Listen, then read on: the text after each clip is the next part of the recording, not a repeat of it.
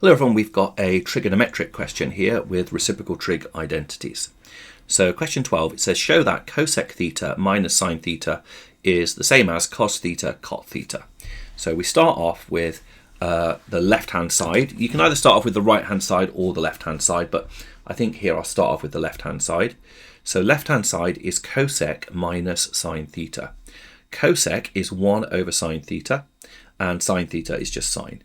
So what I've chosen to do here, and this is very often a good piece of advice, when you've got two separate fractions, it can often be really helpful to combine them into a single fraction. So I've imagined sine theta as sine theta over 1, and I've multiplied the numerator and denominator by sine theta. So I've now got 1 minus sine squared over sine, which is very useful because 1 minus sine squared is cos squared.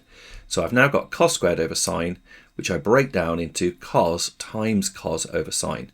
And cos over sine is cot, so I've got cos theta, cot theta, which is the right hand side.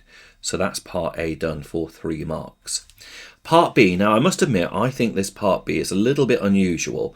And, you know, in this particular paper, which is paper 1 from 2020, there's quite a few questions where they expect you to make jumps in a way that is not obvious. And I'm not a big fan when they do that on papers, but there you go. So in this particular question, there's a couple of jumps here that I don't think are immediately apparent. Let's have a look at it and see what's going on. So it says, hence or otherwise, solve for x is less than 180 but greater than 0. Cosec x minus sine x is the same as cos x cot 3x minus 50. Well, the first thing to do is to use the result from part A and sub that in. I.e., we know that cosec x minus sine x is going to be the same as cos x cot x. That's just using the identity from part A to replace the left-hand side of the expression in part B. That's all that's happened there. Now let's have a look and see, and this is what I mean about this isn't very obvious. So we've got here cos cot equals cos cot of that. So what they expect you to do is they expect you to write that this means that x must equal 3x minus 50. Okay, because this is the same as this. We're trying to imagine where do these two graphs intersect. Like if we were to draw a graph of that one, where's it going to intersect this graph? Okay, so we say that x must equal 3x minus 50. So we solve that and we find that x is 25. And this is the bit that I think is rather unusual. They expect us to remember, or what the approach is, that cot is a periodic graph just like tan. Here's a little representation of the cotangent graph, looks like that, and it has a period of 180.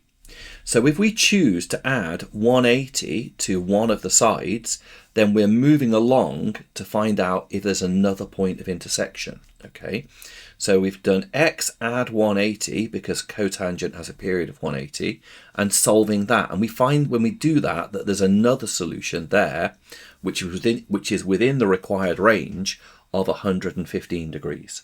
Okay, so that's what they want you to do there, which I don't think is very obvious. The next thing then is we've got here that cos x, there's going to be a solution when this is 0, we're going to have 0 equals 0. So I guess that's a solution. So they expect us to imagine that there's another solution coming from when cos x equals 0 and cos x equals 0 when x is 90. So that's our next solution. So our 3 solutions are 25, 90 and 115. But there you go, somewhat of an unusual question from back in 2020. Okay, hope you found that helpful. Remember, if you find these videos useful, if you can like and subscribe to the channel, that really helps me to grow the channel and make more videos for you moving forward. Thank you for watching, and I'll see you in the next video.